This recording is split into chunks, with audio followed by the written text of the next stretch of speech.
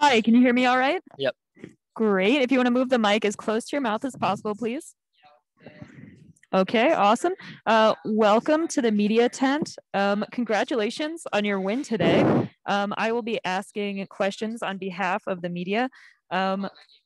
Let's start off with, this is Cole Hocker from the University of Oregon, winner of the 1500 meter men's race.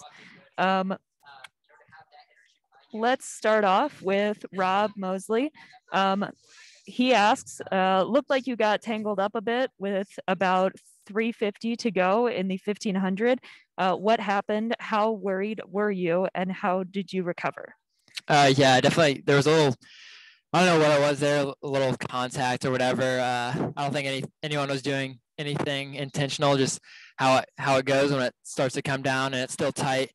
But I wasn't too concerned. It all happened so fast, and I was just within that bell lap. You're just so locked in that I didn't really think too much about it. I fell back a couple feet and then immediately had the energy to move right back up. And once I was hooked on, I just forgot about it, and I would just walked onto that last 200 and back into my race plan. Great. And then just a reminder to the media to direct your questions to the chat, please. Another question from Rob Mosley. Did the 500 play out according to your plan? 5,000.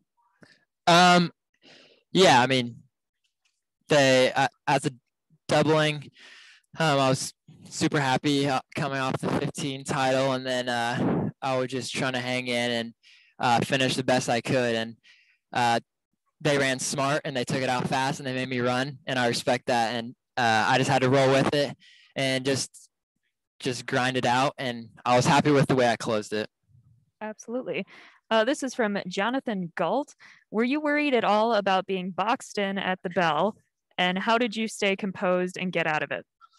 Something I've been able to work on this year, just remaining calm and staying patient. And this race, especially, probably the most competitive field I've been in all year. I just knew I had to stay patient, and I wasn't concerned at all at any point in the race of being boxed in. I knew making the last 800 as fast as it was that people were going to thin out. And then can you walk us through the 1500? Yeah. So it went out, and I was happy with the pace it went out.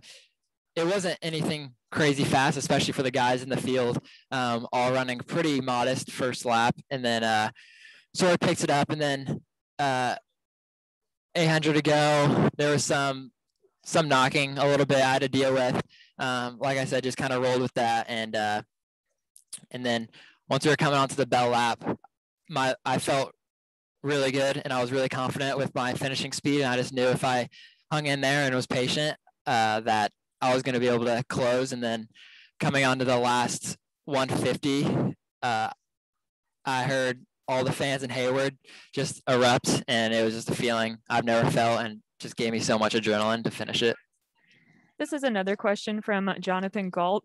What was the 1500 the deepest you had to dig in a race this year? No, I would say the 5,000 was the deepest I had to dig this year.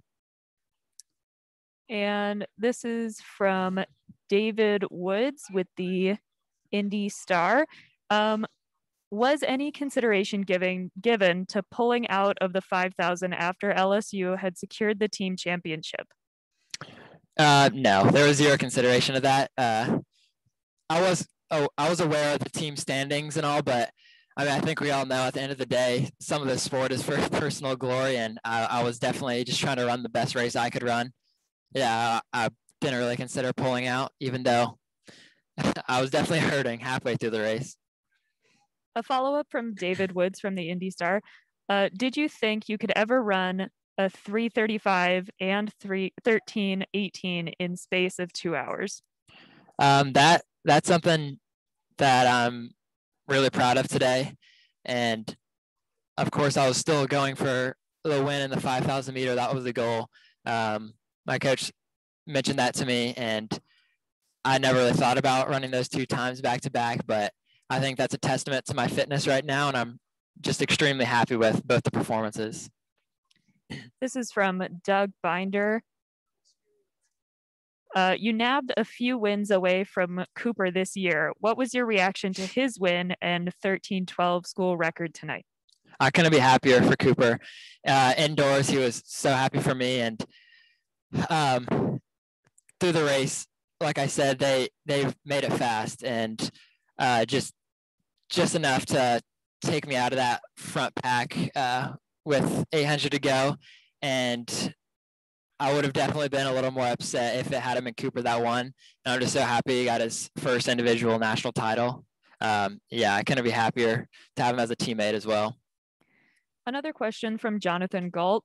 Will you turn professional now? And what else do you have to prove at the collegiate level? It's all up in the air right now.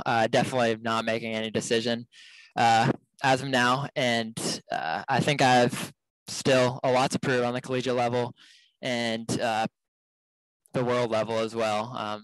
Just winning races no matter what I'm wearing.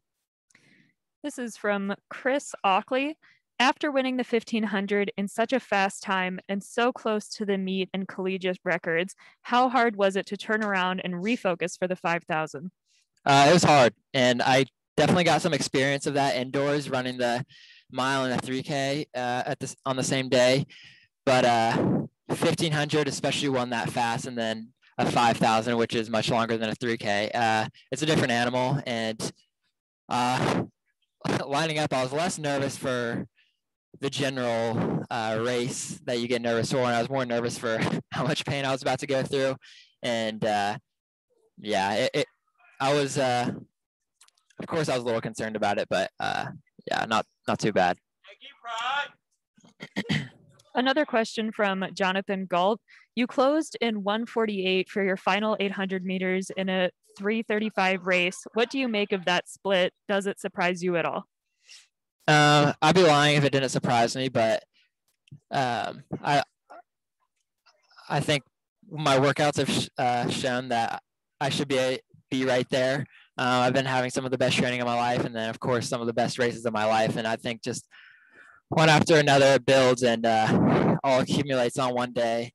And I'm surprised, but also kind of expect that out of myself for what I want to do here in the future. Continuing with Jonathan Galt, how tired do you feel right now? And how do you think your body will bounce back for the Olympic trials in 2 weeks? I'm tired right now after running two of the fastest races of my life in the span of about an hour and a half. But as far as the Olympic trials go, all season we've worked on recovering fast. That's what college runners are good at, and I don't think the trials will be any different. Great. I am not seeing any more questions in the chat. A reminder to the media to direct your questions to the chat. And if you are writing one currently, if you could use the raise hand reaction on the Zoom meeting so I can see that you're writing a question. I do not see anyone raising their hand. So thank you so much. Cole, Thanks. we appreciate it. Thank you.